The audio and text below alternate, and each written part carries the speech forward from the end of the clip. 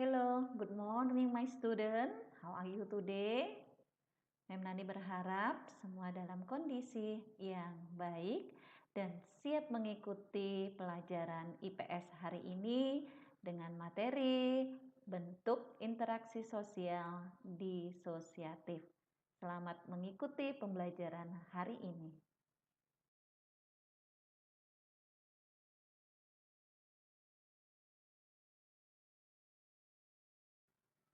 Baik anak-anak, mengingatkan kembali terkait dengan bentuk interaksi sosial yang minggu sebelumnya sudah kita pelajari, itu dibedakan menjadi dua ya. Yang pertama adalah asosiatif. Kalau yang asosiatif ini tujuannya untuk menyatukan, artinya sifatnya positif dan kita sudah pelajari.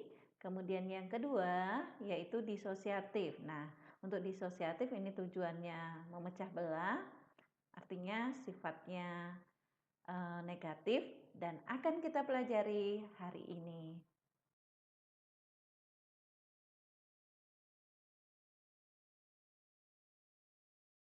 Anak-anak, untuk bentuk interaksi sosial disosiatif itu dibedakan menjadi 3 ya.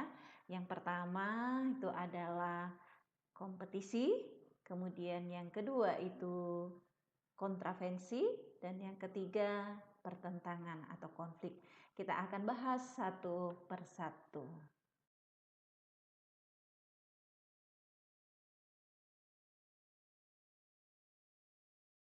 Baik, anak-anak, kalian bisa melihat gambar pada slide yang Mem sajikan ya. Di situ ada gambar pertandingan bola voli, kemudian ada sepak bola, kemudian ada motor GP ya, kemudian ada yang lomba lari dan juga ada yang sedang mengerjakan tes atau mengerjakan ujian. Nah, kalau kalian melihat gambar-gambar di sini, pertanyaan dari Mem, apakah terjadi persaingan di antara mereka? Ya, tentunya jawabannya betul sekali bahwa memang terjadi persaingan di antara mereka. Sekarang kita akan melihat apa sih sebenarnya pengertian dari persaingan atau kata istilah lainnya itu competition ya. Persaingan ini merupakan proses sosial saling bersaing ya antara satu pihak dengan pihak lain secara bersih tanpa memakai ancaman atau kekerasan untuk mencapai suatu tujuan tertentu. Nah, contoh-contohnya sebenarnya tadi sudah ada di slide sebelumnya ya, Mem sajikan dalam bentuk gambar-gambar. Nah, selain itu, persaingan itu ternyata bisa juga terjadi di bidang ekonomi antara produsen barang sejenis.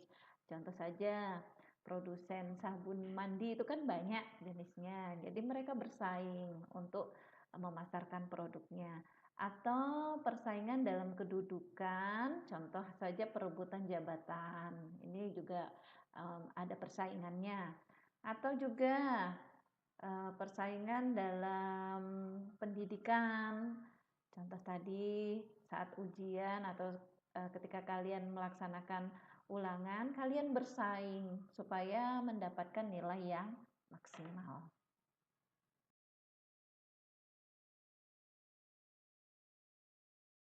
Oke, anak-anak, sekarang kita ke bentuk interaksi sosial disosiatif yang kedua, yaitu kontravensi. Apa sih yang dimaksud dengan kontravensi? Kontravensi ini merupakan sikap menentang dengan tersembunyi supaya tidak terdapat perselisihan atau konflik terbuka. Ya, contoh konkretnya saja seandainya kita tidak senang dengan orang lain gitu ya, tetapi kita tidak senangnya di belakang, tidak terbuka, diam-diam, tidak senang gitu. Ini contoh bentuk kontravensi. Kemudian apa sih yang menyebabkan kontravensi? Tentunya ini karena ada perbedaan pendirian antara kalangan tertentu dan pendirian kalangan lainnya dalam masyarakat. Ini bisa juga pendirian secara keseluruhan ya, keseluruhan masyarakat beda pendapat sehingga akhirnya muncullah yang namanya kontravensi, perasaan tidak suka tetapi disembunyikan ya, diam-diam gitu tidak sukanya.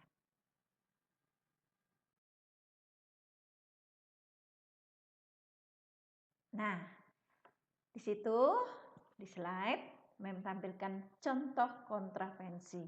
Jadi tidak senangnya itu sembunyi-sembunyi. Jadi apa namanya, orang yang tidak disenangi itu tidak tahu kalau dia tidak disenangi, tetapi kita tuh ngomongnya dengan orang lain. Itu kalian bisa lihat di sini ya, bisik-bisik gitu ya. Bisik, bisik tidak senang dengan seseorang atau pihak lain ya.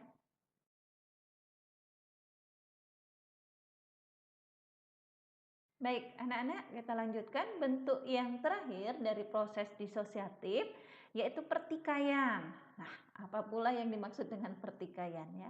Pertikaian ini merupakan proses sosial sebagai bentuk lanjutan dari kontravensi. Kalau kontravensi itu perasaan tidak senang tetapi disembunyikan.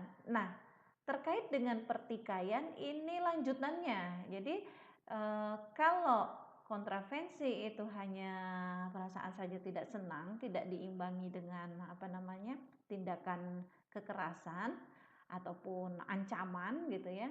Tetapi untuk pertikaian ini perasaan yang tidak senang lebih pada apa namanya, adanya keinginan untuk menentang pihak lawan lewat ancaman ataupun kekerasan. Ya, inilah yang dimaksud dengan pertikaian. Apa yang menjadi penyebab pertikaian? Tentunya karena ada perbedaan ya. Perbedaan itu semakin tajam sehingga akhirnya memunculkan keinginan untuk menentang pihak lain diimbangi dengan ancaman dan juga kekerasan.